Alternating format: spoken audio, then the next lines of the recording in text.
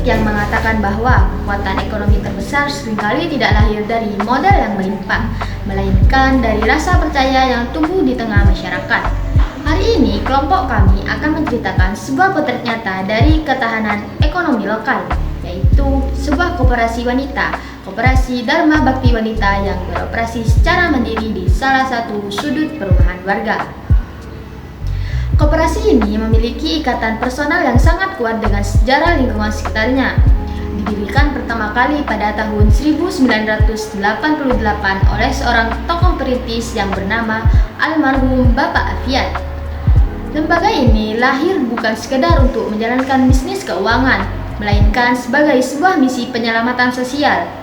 Pada dekade 80-an, wilayah Perumnas tersebut menghadapi ancaman serius dari maraknya praktik rentenir yang mencekik ekonomi keluarga. Bergerak dari kepedulian untuk melindungi para tetangganya, Bapak Afiat menginisiasi wadah simpan pinjam ini yang kemudian terus tumbuh secara swadaya hingga akhirnya resmi mendapatkan legalitas badan hukum pada tahun 1998. Aspek kemandirian dan inovasi operasional. Salah satu pilar utama yang menjaga eksistensi koperasi ini hingga hampir 4 dekade ialah komitmen mutlak terhadap kemandirian finansial. Seluruh modal yang dikelola murni berasal dari simpanan para anggotanya, yang saat ini telah berkembang mencapai 234 orang, dan mayoritas merupakan ibu-ibu rumah tangga. Koperasi ini berdiri tegak tanpa bergantung pada subsidi pemerintah, bantuan eksternal maupun pinjaman konvensional dan perbankan.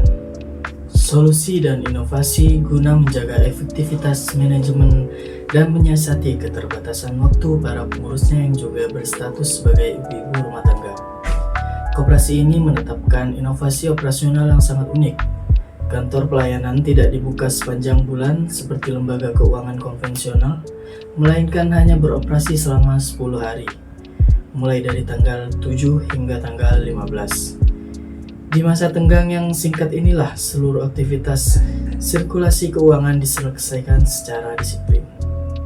Inovasi lain yang diterapkan dalam model bisnis mereka adalah integrasi antara unit simpan pinjam dengan penyediaan kebutuhan pokok. Setiap anggota diwajibkan untuk memenuhi kebutuhan pangan harian seperti beras, gula, dan minyak goreng langsung melalui unit usaha koperasi. Hal ini tidak hanya mengamankan perputaran kas internal, tapi juga memastikan bahwa rantai pasok kebutuhan pokok tetap stabil dengan harga yang adil. Untuk fasilitas pembiayaan koperasi ini membatasi pagu pinjaman maksimal sebesar 85 juta. Dana tersebut dialokasikan secara strategis, yakni 70 juta untuk simpan pinjam reguler dan 15 juta untuk fasilitas pinjaman darurat.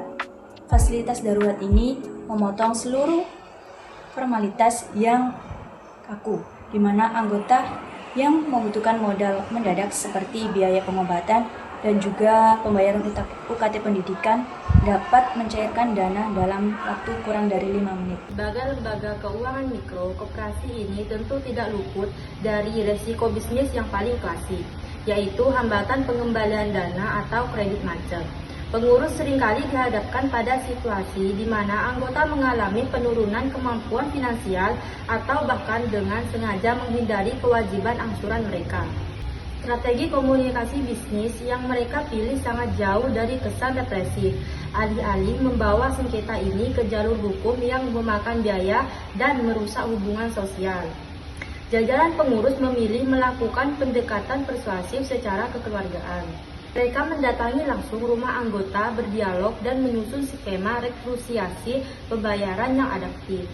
Bahkan jika menghadapi kondisi kedaruratan mutlak seperti anggota yang wafat atau berpindah tanpa tempat kejelasan dan pihak keluarga benar-benar tidak mampu melunasi, pihak koperasi memilih untuk memutihkan pinjaman seperti dengan menutupnya menggunakan dana cadangan organisasi yang disisihkan dari hasil usaha atau SHU.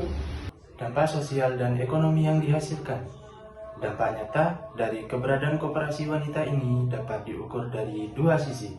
Secara ekonomi, mereka berhasil menyediakan likuiditas yang cepat bagi 234 kepala keluarga serta memutuskan ketergantungan warga terhadap pinjaman informal yang eksploitatif.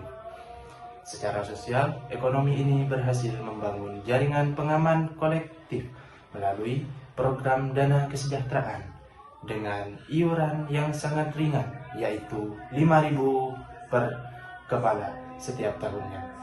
Koperasi mampu memberikan santunan tunai secara instan kepada anggota yang mengalami musibah rawat inap di rumah sakit atau kemalangan kematian. Pesan inspiratif. Melalui studi kasus koperasi wanita ini, kita dapat memetik sebuah pesan inspiratif yang mendalam. Ketahanan ekonomi masyarakat yang berkelanjutan tidak selalu membutuhkan suntikan modal koperasi raksasa maupun sistem digital yang rumit. Fondasi utama terletak pada kejujuran, transparansi, komunikasi, dan semangat gotong royong yang murni. Koperasi ini membuktikan bahwa ketika sebuah usaha dijalankan dengan prinsip dari anggota oleh anggota dan sepenuhnya untuk kesejahteraan anggota, ia akan mampu berdiri sekokoh batu karang, melintas berbagai dinamika zaman. Sekian, terima kasih.